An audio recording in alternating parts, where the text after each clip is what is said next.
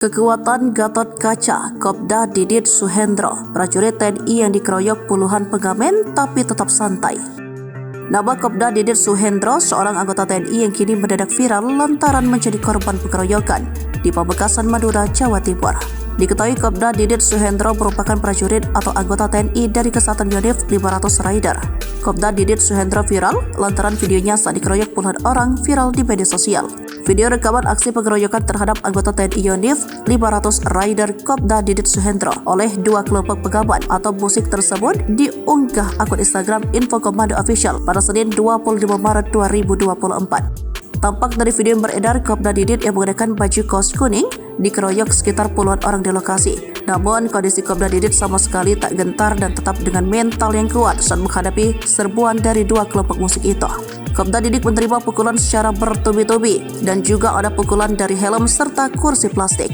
Namun kondisi Kopda Didit Suhendro sama sekali tak bergeming sedikit pun dan tetap tegar menghadapi serangan dari dua kelompok musik tersebut. Mungkin saja jika Kopda Didit memberikan perlawanan, bisa-bisa satu persatu pengamanan jalanan tersebut dibikin keok atau pingsan oleh puluhan dari anggota Yonif Rider ini. Tapi hal itu tidak dilakukan Kopda Didit Suhendro.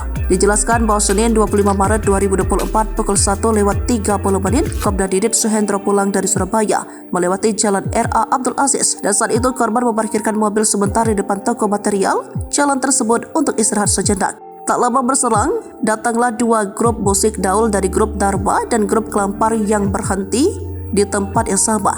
Ketika anggota Yonif Rider 500 tersebut ingin melanjutkan perjalanan pulang ke rumahnya, mobil terhalang oleh kedua musik daul yang menutup akses keluar mobil dari tempat parkir. Kopda Didit Suhendro turun dari mobil dan minta izin ke kedua grup musik daul tersebut untuk menggeser musik daulnya. Dari grup Kelampar sudah mengizinkannya, namun sebaliknya dari pihak grup Dharma tidak mengizinkan karena masih akan main lagi.